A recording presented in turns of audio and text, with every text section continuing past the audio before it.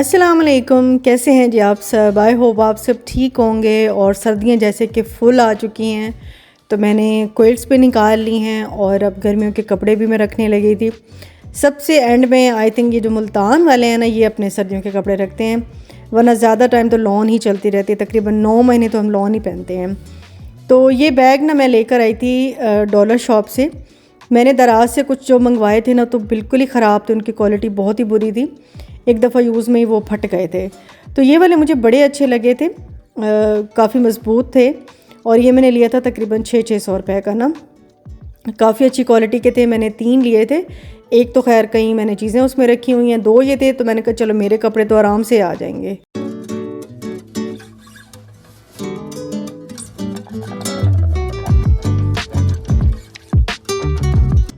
और आजकल सर्दियां हैं तो ड्राई फ्रूट बहुत ज़्यादा खाए जाते हैं, तो मैंने भी कुछ ऑर्डर किए थे ये ड्राई फ्रूट्स। और ये MK वालों के हैं, बड़े ज़बरदस्त, बड़े फ्रेश और इतनी अच्छी पैकेजिंग में थे। मैं आपको खोल के अभी दिखाती हूँ।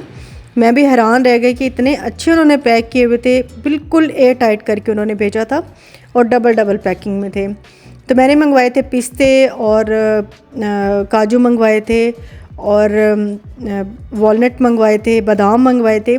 और आहिस्ता आहिस्ता मैंने कहा चलो पूरा सीज़न जो है वो चलते रहेंगे। और प्यारे भी बहुत लगते हैं, मतलब इनकी पैकेजिंग इतनी प्यारी है कि मेरा खोलने को दिल नहीं कर रहा था कि मैं इनके पैकेट्स भी खोलूँ, इतने मुझे प्यारे इनके पैकेट्स लग रहे थे। तो बस ये देखें, अभी मैं काजू निकालूंगी तो आप देखिएगा कि डबल पैकिंग में बिल्कुल इन्होंने एयर टाइट करके भेजे थे और बड़े टाइम से मिल गए थे। मतलब हमने जब ऑर्डर किया तो 2 दिन बाद ही हमें मिल गया था ये पूरा पैक। और अगर आप इनको ऑर्डर करना चाहें तो इनका लिंक जो है वो मैं डिस्क्रिप्शन में डाल दूँगी, आप वहाँ से ऑर्डर कर सकते हैं।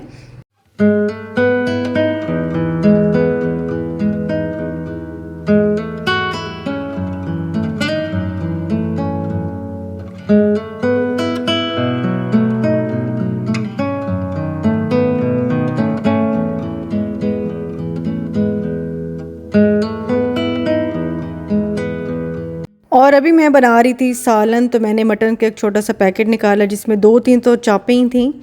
चापें जब गोश्त में होती हैं तो फिर वो उस तरह से मुझे मज़ा नहीं आता सालन का। मैं कहती हूँ चापें जो हैं वो अलग से होनी चाहिए और जो सालन वाला गोश्त है वो गोल बोटी और छोटी बोटी होनी चाहिए। खैर अभी मेरे पास यही था तो मैंने यही डाल दिया।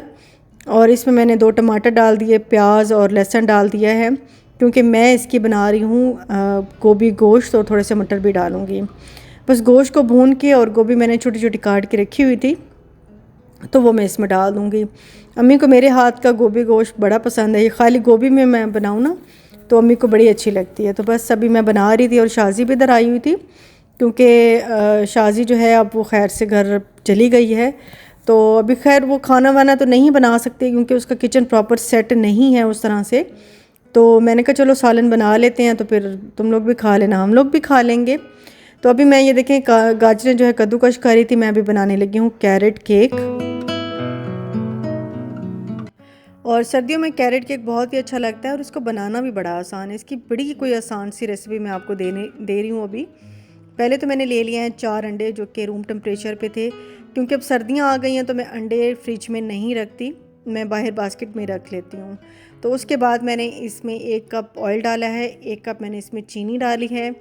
चीनी अगर बारीक वाली हो तो ज़्यादा अच्छा है, वो बहुत अच्छे से इसमें मेल्ट हो जाती है। मोटी वाली होती है तो फिर इसमें टाइम लगता है। इसको मैंने अच्छे से बीट किया और 1 टीस्पून मैं इसमें डाल रही हूँ वनीला एसेंस का। इसको फिर से अच्छे से बीट करूँगी यहाँ तक कि थोड़ा सा फ्लफ़ी सा हो जाए।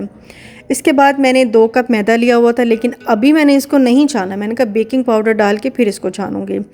फिर मैंने 1.5 टीस्पून डाला है जी बेकिंग पाउडर और 1 टीस्पून मैंने इसमें बेकिंग सोडा ऐड किया। ये 2 डिफरेंट चीज़ें हैं। सोडा जो होता है वो थोड़ा सा तेज़ होता है, इसलिए उसको कम ही यूज़ करना चाहिए। तो वो बस डाल के मैंने छाना नहीं था, अब मैं 1-1 चम्मच करके डाल रही हूँ छलनी में। और फिर सारे मैंने इसमें छान लिया था, क्योंकि अब मैं इसमें बीटर का इस्तेमाल नहीं करूँगी, मैं स्पैचुला का करूँगी। 2 गाजरें जो मैंने ग्रेट करके रखी हुई थी वो ऐड कर दी, थोड़ी सी किशमिश मैंने ऐड कर दी है। और फिर इसको अच्छे से मैं स्पैचुला की मदद से ना अच्छा सा फोल्ड करूँगी, मिक्स कर लूँगी, और ताकि लम्स भी ना रहे और सारा मिक्स भी हो जाए।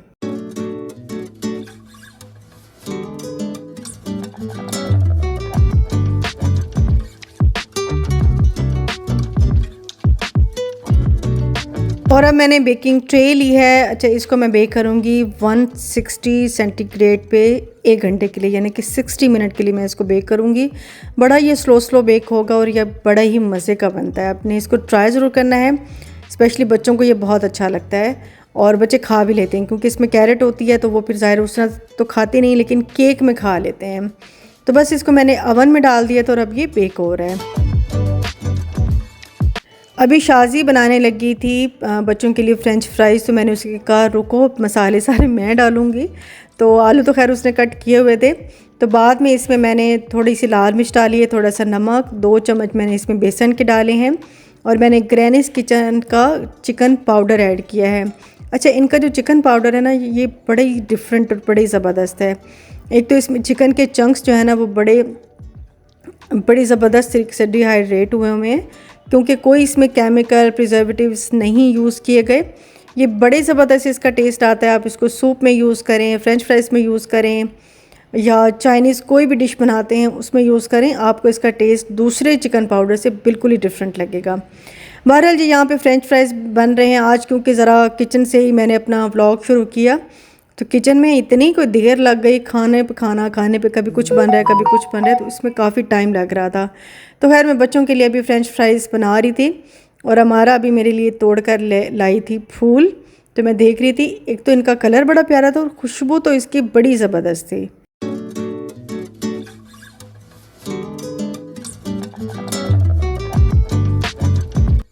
और देखें जी, 1 घंटे बाद हमारा केक जो है वो बड़े अच्छे से बेक हो गया था, बड़े ज़बरदस्त बना था। और मैं इसके पीसेस काट लूँगी, क्योंकि आधा केक मैं ले जाऊँगी शाजी के घर, वहाँ जाके रख लूँगी, क्योंकि इशाल है बच्ची, उसको भूख लग जाती है। तो मैंने कहा चलो आधा उधर रख लेते हैं, आधा मैं इधर रख लूँगी। और बड़ा ही अच्छा बना था, आप लोग ट्राई ज़रूर कीजिएगा।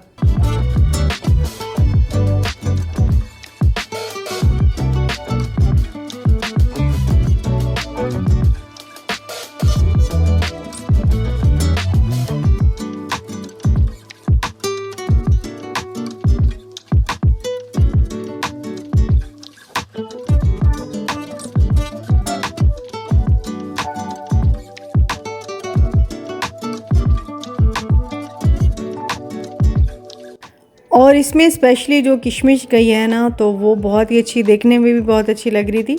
और बच्चों को तो खैर किशमिश बिल्कुल नहीं अच्छी लगती है, मुझे बड़ी अच्छी लगती है, पुलाव हो या कोई और चीज़ हो। तो जी फाइनली देखें, अब हम आ गए हैं जी शाजी के घर। और माशाल्लाह से 1 दिन पहले से ही ये शिफ्ट हो गई थी, मतलब ये इसकी दूसरी रात थी इस घर में ना। तो ज़ाहिर चीज़ें अभी सेट नहीं थी, अब आहिस्ता आहिस्ता जो है वो सेटिंग हो रही थी। और चीज़ें काफ़ी सारी इसने किचन के ला के रखी हुई थी, तो वो आहिस्ता आहिस्ता करके शाजी आपको दिखाती जाएगी। फ़िलहाल जो चीज़ें हम के मार्ट से लाए थे, या जो बाकी चीज़ें बाद में शाजी लाई थी, बर्तन वगैरह, तो वो मैंने कहा चलो सेट कर लेते हैं। साथ में चाय भी बन रही थी, क्योंकि अब ज़रा सर्दी भी थोड़ी थोड़ी लग रही थी इधर ना, तो आग भी थोड़ी थोड़ी सी अच्छी लग रही थी यहाँ पे। और क्योंकि ये ज़रा खुला एरिया है तो सर्दी यहाँ पे थोड़ी सी ज़्यादा थी। बहरहाल देखें जी, माशाल्लाह किचन शाजी का बहुत ही खूबसूरत किचन है, और बर्तन भी वो बड़े प्यारे लाई है।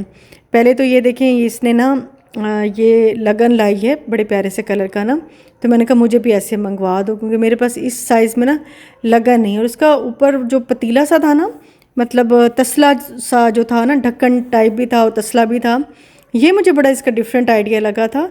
ये स्पेशली होता है बिरयानी के लिए, या आप कौरमा बनाते हैं उसके लिए था, तो ये बड़ा ही प्यारा था। मैंने कहा मुझे भी ज़रूर ऐसे मंगा दो, मैं तो वैसे ही दीवानी हूँ बर्तनों की।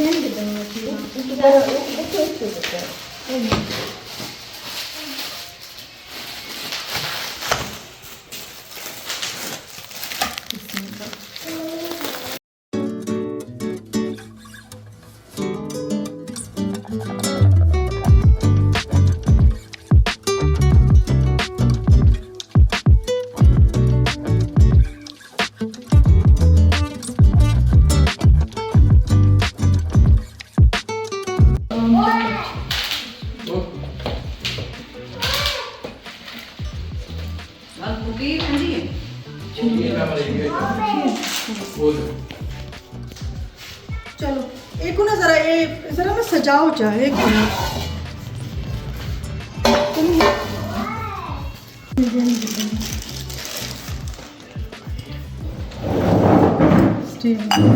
And क्या रखे सो कौन है ब्रांड मैं तो परेशान हो गई जब तुम नहीं बस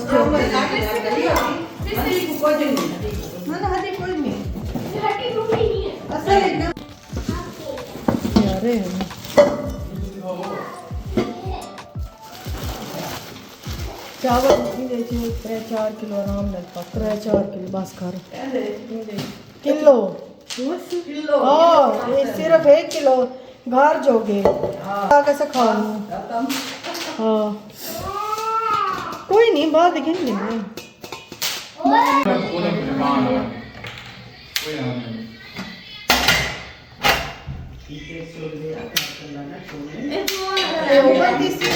तफसील से शाजी अपने व्लॉग में इंशाल्लाह दिखाएगी अपने बर्तन और मुझे बहुत ज़्यादा खुशी हो रही थी क्योंकि ये उसका ख्वाब था अच्छा सा किचन सेट करना और अब उसका ख्वाब पूरा हो गया। अल्लाह सबके ख्वाब पूरे करें। शाजी ने मंगा लिया था पिज़्ज़ा, हम बैठे थे पिज़्ज़ा खा रहे थे, इसके बाद हम घर चले गए थे। तो इंशाल्लाह मिलूँगी आपसे नेक्स्ट वीडियो में। अपना बहुत ख्याल रखिएगा। अल्लाह हाफ़िज़ जी, बाय बाय।